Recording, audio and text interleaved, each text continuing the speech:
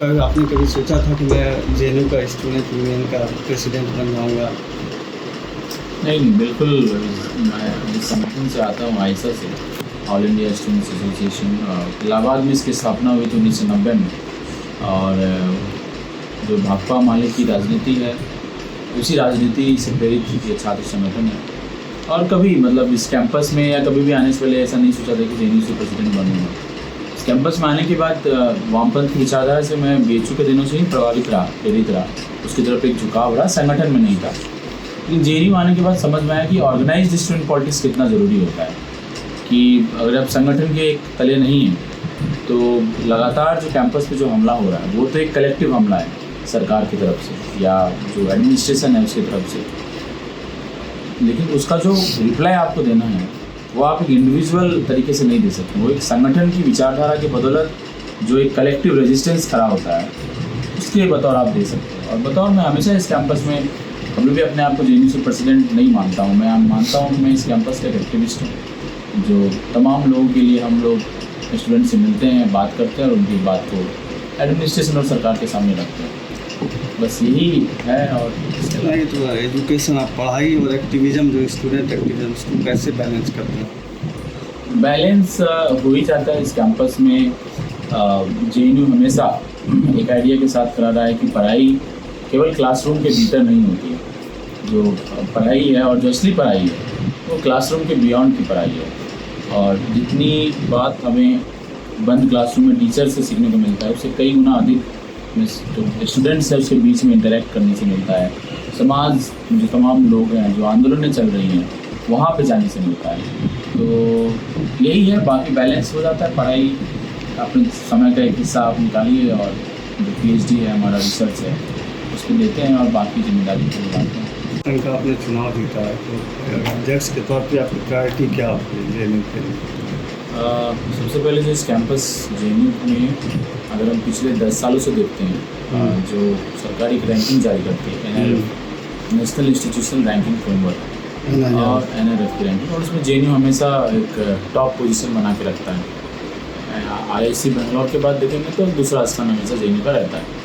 लेकिन हम देख रहे हैं कि जेएनयू को जो फंड मिलना चाहिए वो लगातार इसमें कटौती हो रही है। और तो पहली प्रायोरिटी यही होगी कि सरकार जो जेएनयू को फंड मिलना चाहिए, जिसका वो हकदार है, वो फंड जेएनयू को मिले। उस फंड्स को लाने की एक लड़ाई पिछले यूनियन ने भी लड़ी थी, उसको और हम मजबूती से आगे बढ़ाएंगे। कैंपस के इंफ्रास्ट्रक्चर की हालत यदि आप देखते हैं तो बहुत ख़राब हालत है। आप यदि इस कमरे की हालत देखिए कि हमारे खुद कमरे का जो ट्यूबलाइट है वो नहीं जल रहा है। दीवारों की हालत देखिए क्या है। इधर खिड़की है आपके सामने, आप देख सकते हैं कि इसके शीशे टूटे हुए हैं और कई कंप्लेन के बावजूद इसमें शीशे नहीं लगे। तो ऐसा नहीं है कि यूनियन बोल नहीं रहा है इन चीज़ों को करने के लिए। यूनियन के बोलने के बावजूद जो एडमिनिस्ट्रेशन है वो इस काम को नहीं कर रहा है। और इसका मेजर चंक है कि फंड्स नहीं है, और जो फंड्स हैं भी तो उसका डिस्ट्रीब्यूशन कैसे हो रहा है उस पर कोई सही तरीके से वो काम नहीं किया जा रहा है। लाइब्रेरीज़ की सीटें खाली है, क्लासरूम्स में सही से पंखे नहीं चलते हैं, इसी की बात ही तो छोड़िए। कई जर्नल्स का सब्सक्रिप्शन बंद कर दिया गया है। तो इंफ्रास्ट्रक्चर की हालत जो ख़राब है उस पर काम किया जाएगा। इसके साथ जो सीपीयू मैनुअल लाया गया इस कैंपस में, जो डिबेट और डिसेंट को कर्टेल करता है, प्रोटेस्ट करने पर फाइन लगाता है, उसको रोल बैक करवाने की लड़ाई लड़ी जाएगी। जेएनयू का जो अपना एंट्रेंस एग्जामिनेशन का मॉडल है वो हम दोबारा रीइंस्टेट करवाना चाहते हैं, क्योंकि जेएनयू एक पार्लियामेंट के एक्ट से बतौर रिसर्च यूनिवर्सिटी इस्टेब्लिश हुआ था और उसकी अपनी एक स्पेसिफिक कैरेक्टरिस्टिक्स है। जो सीयूटी का जो पूरा एग्ज़ाम पैटर्न है, जो नेट के थ्रू जो एडमिशन लिया जा रहा है यहाँ पे, वो फिट नहीं बैठता है।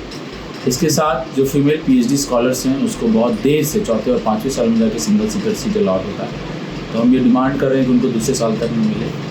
एसओई और मैनेजमेंट के स्कूल्स यहाँ पे खोले गए हैं जिनका फ़ी स्ट्रक्चर बहुत ज़्यादा है।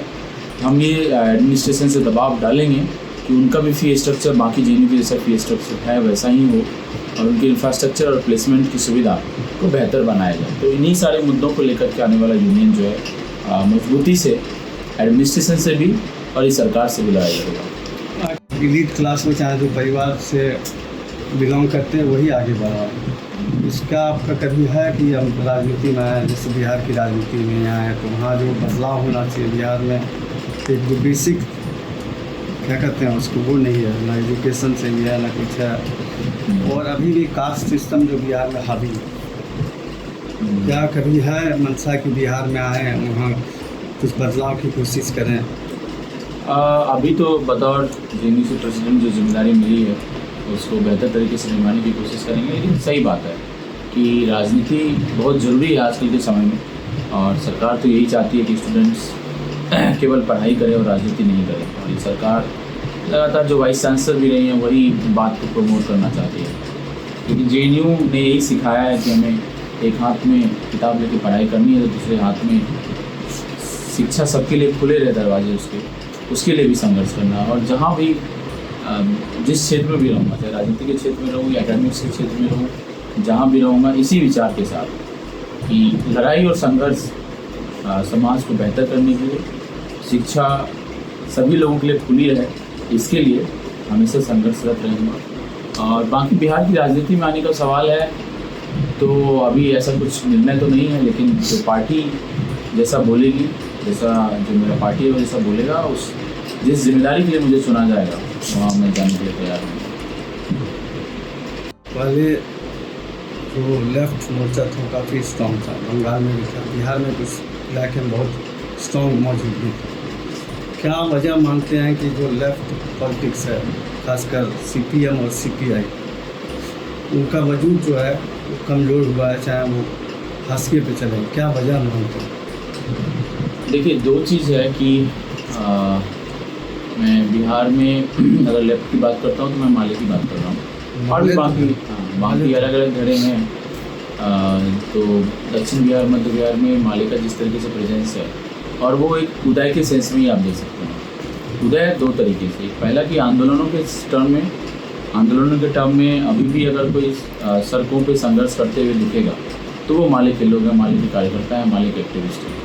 और इलेक्ट्रॉनिक भी देखेंगे तो कुछ समय से उदय हुआ है, बट हमारे लिए बहुत मायने नहीं रखता है कि हम चुनाव में कितनी सीटें जीतते हैं और कितनी नहीं जीतते हैं। हमारे लिए यदि कुछ मायने लगता है तो वो यही लगता है कि हम सड़कों में लोगों के साथ कितने संघर्ष में खड़े हैं। और इसमें जब से माले बना है तब से लेकर के अब तक जो है मुझे नहीं लगता है कि कभी कोई कमी रही है, उसका एक उदय ही हुआ है शुरू से लेकर हम अभी तक। बाकी अलग अलग धड़े हैं, कुछ अभी के दौर में जहाँ पे राजनीति पूरी तरीके से आप समझिए कि कैपिटलिज्म के दौर में हम चल रहे हैं, पूंजीवाद के दौर में, जहाँ पे अडानी अंबानी की 6,000 करोड़ को लेकर के भाजपा चुनाव में उतरती है, और दूसरी तरफ एक मॉडल हमारे पास है जहाँ पर हम 20 रुपये के कूपन को लेकर के चुनाव में उतरते हैं। और हम जनता से अपील करते हैं कि यदि आपको इस अडानी अंबानी के नेक्सस को हराना है तो आप हमें 20 रुपये से चंदा दीजिए, उसी के दम पे हम चुनाव लड़ेंगे। और यदि हम उसके दम पे चुनाव लड़ेंगे तभी हम संसद में आपकी बात को उठा पाएंगे। नहीं तो यदि हम अडानी अंबानी या किसी सामंती लोगों से चंदा उठाएंगे तो हम आपके लिए बात नहीं कर पाएंगे, क्योंकि हम जिनसे चंदा लिए हैं उनके शुक्रगुजार हैं। तो एक तो बड़ा ये नेक्सस है जो अभी चुनाव के समय में चलता है, तो इस नेक्सस के सामने कम्युनिस्ट पार्टीज़ कहीं कहीं वीक है, और अभी भी इस मॉडल को साबित किया है, बतौर चाहे वो सीपीआई हो, सीपीएम और सीपीएमएल या अलग तरह जो भी चुनाव लड़ रहा है कम्युनिस्ट पार्टी का, इलेक्ट्रल बॉन्ड से चंदा नहीं लेने वाला अगर कोई संगठन पूरे देश भर में है तो वो कम्युनिस्ट पार्टी है। कांग्रेस ने भी विरोध किया इलेक्ट्रल बॉन्ड का, लेकिन चंदा उससे उठाया। टीएमसी ने भी विरोध किया लेकिन चंदा लिया। आरजेडी ने विरोध किया, चंदा लिया, लेकिन कम्युनिस्ट पार्टी ने विरोध भी किया और उसे चंदा भी नहीं लिया। उसका इम्पैक्ट भी पड़ता है। हाँ, सरकार सवाल क्वेश्चन बना रही है। ज़्यादातर एग्जाम आजकल एनटीए से हो रहा है, national testing agency. National testing agency government का इंस्टीट्यूशन है कि नहीं है, अभी तक कोई क्लैरिफिकेशन नहीं है। उसमें प्राइवेट सोसाइटीज़ के बतौर जो है रजिस्टर्ड किया गया। उसके जब परमानेंट स्टाफ को आप देखेंगे तो उसमें 20 से 25 लोग हैं जो केवल परमानेंट स्टाफ हैं, और उसको आप देश की सबसे बेहतरीन एग्जाम कराने की जिम्मेदारी दे रहे हैं। जो कल जिस इंस्टीट्यूशन का जन्म हुआ है, आप उसको नीट का एग्जाम कराने की जिम्मेदारी कैसे दे सकते हैं? वो डॉक्टर जो कल इस देश में डॉक्टर बन करके ऑपरेशन करेंगे, आप उनको आईआईटी का एंट्रेंस करवाने की जिम्मेदारी दे रहे हैं, आप उनको यूजीसी नेट करवाने की जिम्मेदारी दे रहे हैं, और पता नहीं कैसे कैसे एग्जाम करवाने की जिम्मेदारी दे रहे हैं। अब वो एनटीए क्या करता है? लोगों को प्राइवेट पे 250, 300 रुपये, 350 रुपये पे लोगों को हायर करता है। उसकी क्रेडिबिलिटी क्या है? ऑब्वियस सी बात है, वो 250, 300 रुपये में अगर कोई उसको आए तो बोलेगा कि हम तुमको 5 लाख रुपये देंगे, तुम बस मुझे पेपर का क्वेश्चन सेट कर दो या लीक कर दो, करेगा। तो आप जो इंस्टीट्यूशन की गरिमा है, आप उसको पूरी तरीके से ताक पे रख करके सारी चीज़ें कर रहे हैं। तो सरकार के तमाम लोग इस पेपर लीक में इन्वॉल्व हैं। पेपर लीक है क्योंकि गवर्नमेंट वीक है, ये सिंपल सी बात है। और कोई इंक्वायरी नहीं होता है। एनटीए के द्वारा पेपर लीक हुआ, एनटीए के द्वारा एग्जाम कराने में इंक्वायरी कमेटी बनती है, उसमें एनटीए के ही चेयरपर्सन को इंक्वायरी कमेटी का हेड बना दिया जाता है। ये कौन सा नहीं है, आरोप उन्हीं पे लग रहा है और जांच करने के लिए भी आपने उन्हीं को बैठा दिया, प्रदीप जोशी को।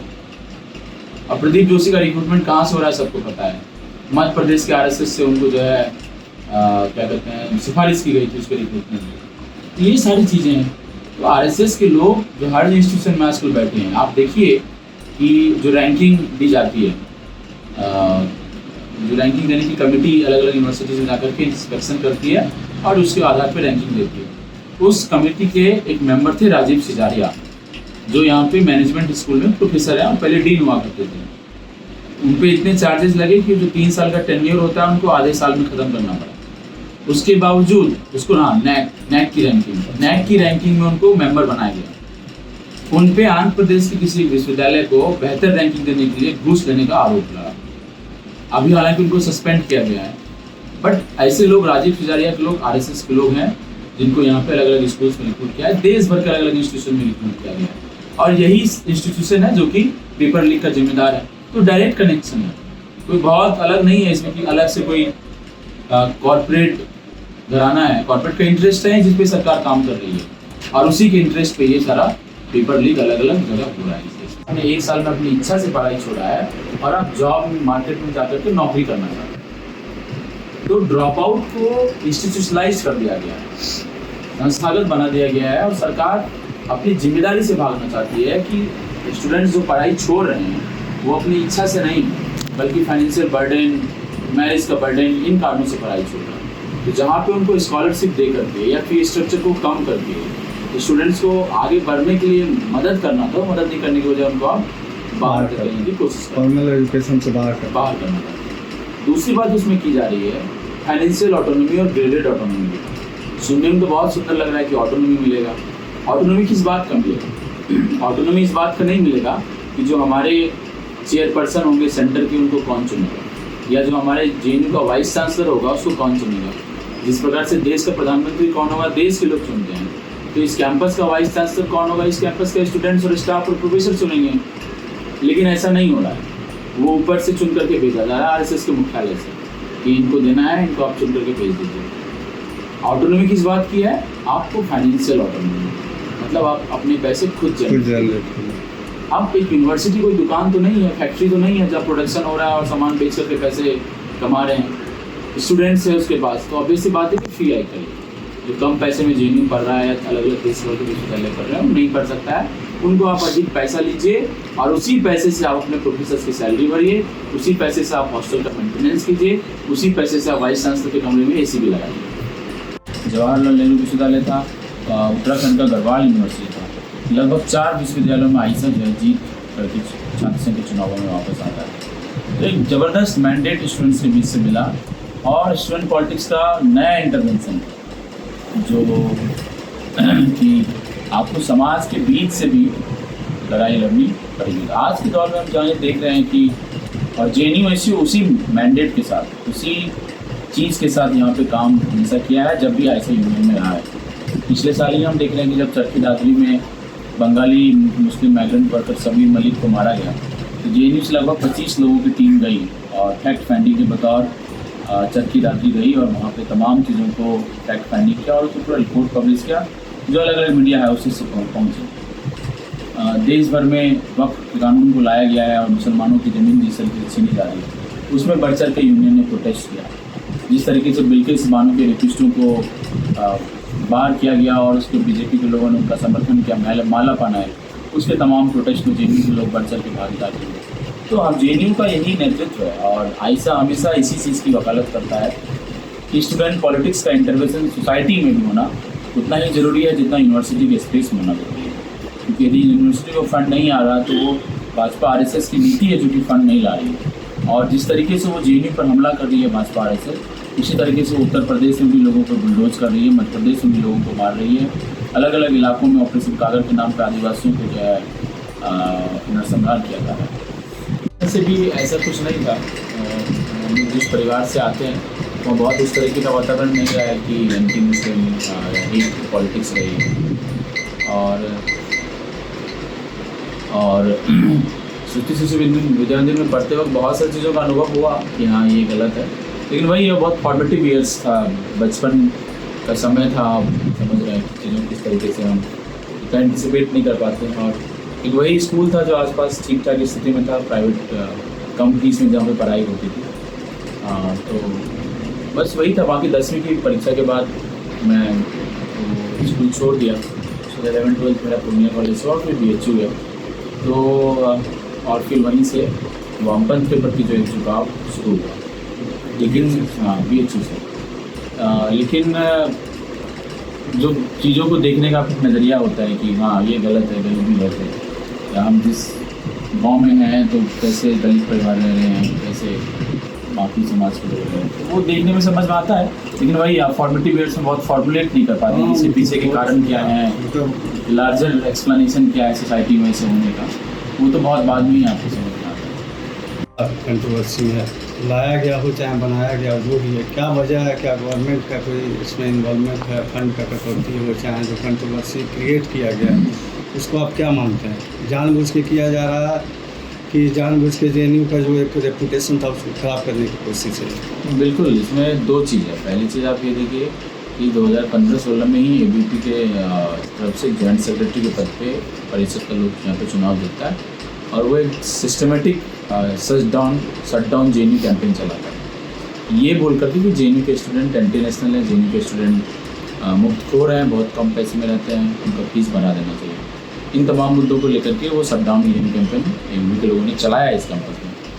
लेकिन इसके बावजूद और इसमें पूरी तरीके से सरकार की सहभागिता रही, उसके गोदी मीडिया से लेकर के जितने उनके पास तंत्र हैं, उन सारे तंत्रों का वो इस्तेमाल करके JNU के खिलाफ बोलना शुरू किया। और उसके बावजूद उसी सरकार को, जिस JNU को वो तमाम कोशिशों के बावजूद बंद करना चाहते हैं, बदनाम करना चाहते हैं, उनको अपनी ही जारी की हुई रैंकिंग में JNU को एक टॉप स्थान देना पड़ा, क्योंकि इस देश में JNU जैसा विश्वविद्यालय और कहीं है ही नहीं। तो उनकी इस तमाम नफ़रत के बावजूद JNU से जो वो कर रही भाजपा और RSS, उस नफ़रत के बावजूद उनको JNU को ऊपर रखना पड़ता है। और JNU क्या है? JNU लोगों के हक और अधिकार की बात करता है, अपने अधिकार की बात करता है।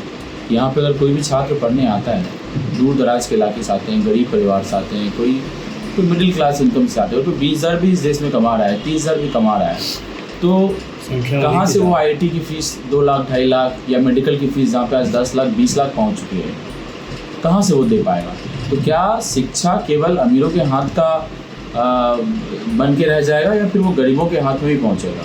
और शिक्षा ही तो हथियार है जिससे हम अमीर और गरीब के बीच की खाई को ख़त्म कर सकते हैं, जिससे हम जाति का जो समाज में डिवीज़न है उसको ख़त्म कर सकते हैं, धर्म का डिवीज़न है उसको ख़त्म कर सकते हैं, जिनके पास इनकम इनक्वालिटीज़ है उसको हम ख़त्म कर सकते हैं। यदि सबको एक समान पढ़ने का मौका मिलेगा तो ये सरकार के लिए और देश के लिए फ़ायदेमंद होगा, कि वो बेहतर तरीके से, जब ह्यूमन कैपिटल आपका बेहतर होगा तो अच्छे इनोवेशन होंगे, अच्छे रिसर्च होंगे, लोग आपस में गरीबी के कारण एक दूसरे से मारपीट नहीं करेंगे, आज शिक्षा के कारण समाज में अपराध कम होगा। यही पूरे देश का, पूरी दुनिया का उदाहरण है जहाँ पे भी डेवलप्ड कंट्री है। लेकिन आज यही कोशिश की जा रही है कि शिक्षा का बाजारीकरण, शिक्षा को निजीकरण के हाथों में थाम देना, अडानी अंबानी और तमाम बड़े बड़े जो कैपिटलिस्ट उसके हाथों में बेच देना, और केवल वो अमीरों के हाथ का एक जो है साधन बन के रहेगा। और प्रभातखबर.com, विश्वास वही, रफ्तार नहीं।